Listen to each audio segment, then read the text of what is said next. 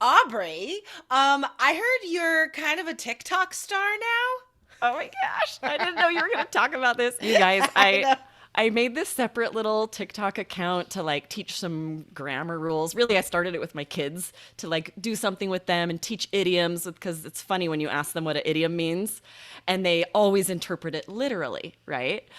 So it's funny. And then I did like a grammar post and suddenly I had 1 million views. I'm like, oh, wow. Because A it's million views. That's so awesome. it's I love fun. it. It's It's because so it's getting fun. pushed to native speakers, and honestly, often a language learner has better grammar than a native speaker in some ways because they're studying the grammar, Yeah. and a native speaker hasn't thought about grammar since elementary school, right? Exactly. Yeah, yeah. Yeah, our students know the reason why something is right or wrong, and a native speaker doesn't know and probably doesn't care. Exactly. Guys, All Ears English is on TikTok as well as Aubrey, so find all of us on there. Um, and also, guys, if this is the first time you're listening to IELTS Energy, or maybe you just listen sometimes, remember to hit follow, guys, so you never miss an episode. Follow us on Apple Podcasts or wherever you're listening right now. We are doing a deep dive into grammar today. I been spending a lot of time with my neighbor. Okay, this connects to the grammar. Don't worry, guys. It's not a big long story. And because I still can't walk my dogs after my knee surgery. And so my neighbor helps me a lot. And she's amazing. Her name is Jamie. And so we've been hanging out. And it turns out she's also kind of a grammar nerd. And she mentioned something called a linking verb. And she was wondering if I knew what that was. And I was like, I do not. What Yeah. is that? Like, you mean a modal? No, I don't know what you're talking about. I know. So, guys, we are going to explain because this is a very interesting way to think about grammar, guys. It'll get you more conscious of what you are choosing as far as adjectives, adverbs, what's a subject. But it's a very cool way to deep dive into grammar today, guys. And we know that making mistakes that are obvious to the examiner, that's really what lowers your score so fast. So we're going to talk about the difference between linking verbs and stative verbs today. Yes, this is going to be really interesting. I love grammar. Honestly, I know that I make mistakes because I use the grammar that I'm used to, right? We have all these Yeah, regional dialects where we're used to how people spoke, where we grew up, or what we're totally. used to. And so we realize we will make grammar mistakes. And sometimes I'll be asked a grammar question. I'm like, I got to think about that a second. I might need to Google that. And then there's like conflicting opinions. Like Sure. people are disagreeing, right? So, but it is interesting to think about. And we know you guys have to think about it for the IELTS exam. There is a Yeah. grammar score. It is affecting your score. So as much as we know this isn't the only thing you should be studying, it is also important. Exactly, exactly. All right, guys. So let's define what a linking verb is. So the simplest way to think about this, guys, is a linking verb links or connects the subject to an adjective describing the subject. Okay, so for example, I would say she feels sad, right? Sad is an adjective. So if you are trying to diagram this sentence as a grammarian, as a student of the language, maybe you would look at this and think, but wait a minute, why is it sad and not sadly? I thought an adverb describes a verb, right? So why is it an adjective? Because this is not describing the verb, it's describing the subject, which is a noun, all right? So that's why we say she feels happy instead of she feels happily, or I am great instead of I am greatly, right? It's just a really funny way to recognize something we probably knew instinctually, but didn't realize what we were actually using. Right? No, no one says that I am happily, but to really think about why, that's what's confusing. And we have all these different, Exactly. we've got auxiliary verbs and helping verbs. And oh my goodness, there's so much to know. One really good thing to point out here just is the reason I feel happy sounds right to you and I feel happily sounds wrong is you're taking in a lot of English. You're listening to our podcast, you're listening to other podcasts, and you're hearing it correctly. Exactly, exactly. So here are three examples of common linking verbs, guys. So be, obviously, right? Be is followed by an adjective. We know that. But then also feels and seems, right? Feel and seem are also linking verbs. So anytime you are just connecting the subject, which is a noun, to the adjective describing the subject, right? Then that verb in the middle is a linking verb. I love this. I can't believe we are still learning new grammar.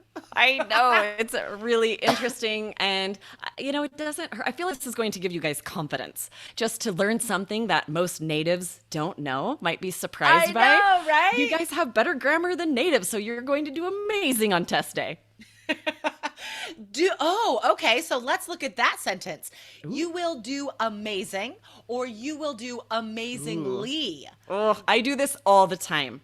I do this a lot where I should add the ly. This is where I grew up. We say, I am real good. I am real happy all the time. And leaving, when I moved to New York, I was like, oh my goodness, I should be saying, I am really happy. I am really, right? I'm like, I should be using an adverb. Ugh. And it wasn't until I started hearing people use it correctly that I realized this is just poor grammar that I used growing up and I'm so used to. It's that incorrect grammar using real not as an adverb, but as a functioning adverb.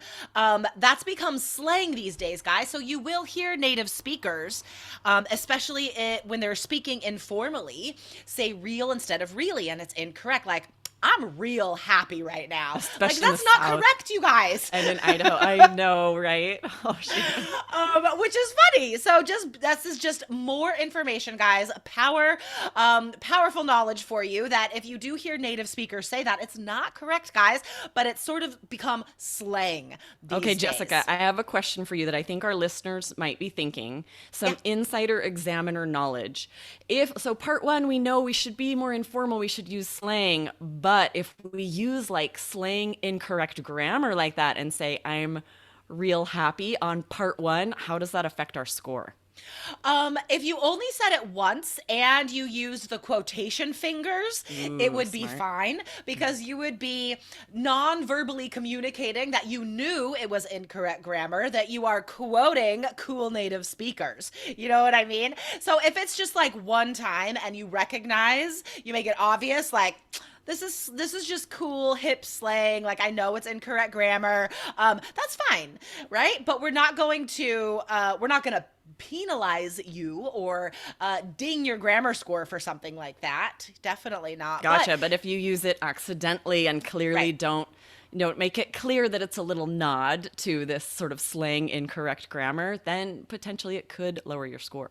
Yeah, because it's a grammar mistake. Right. At the end of the day, that's all it is a grammar mistake. And I want to point out, it actually might be your examiner's pet peeve, depending on where they live. We can't lie about there are some very common grammar mistakes that the average native speaker that will have, like, one of them is their pet peeve. Yeah. Oh, yeah. Oh, for sure. Yeah.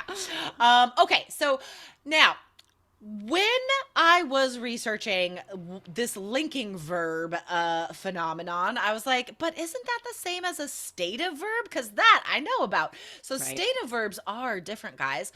Stative verbs describe the subject. Okay. Whereas a linking verb connects the description to the subject. Okay. So a stative verb has more meaning, like love, hate, agree, need, right? These have more meaty meanings describing the subject. So those are stative verbs because they're describing the state of the subject. Does that make sense as far as like how those are different? Yeah, I think that's a really good way to think about it, right? How much emotion would be involved? Then we're talking about your state, the state of how you feel, of how much emotion you feel about this. Whereas these linking verbs there's like no emotion here really. It's very neutral. So yeah, the linking verbs, I mean, they're usually followed by an adjective, right? Whereas stative verbs are usually followed by a noun. I think that's another, and that's Mm. not just like an all the time rule, but it's usually, guys, like this is an easy way to tell the difference. So you could say like I love English, right? English is it's a noun. It is an object of the sentence. It's not describing the subject as an adjective would do. So, okay, I think that's enough nerdy grammar talk for today. Guys, we don't talk about grammar a lot on this show, but Aubrey and I are in love with words and everything connected with words. So sometimes we do like to sort of nerd out on this stuff. Um, but Aubrey, what should people do now if they need more IELTS energy? Right, guys, make sure to follow. We have 2 new episodes every day, and they're full of really good info if you are planning to take IELTS. And even if you're not, right? Great grammar, great vocab, really helpful. So be sure to follow the podcast, guys. Follow us on Apple Podcasts, guys, or wherever you're listening right now. All right, Aubrey, I'll see you tomorrow. Awesome. See ya. Bye. Bye.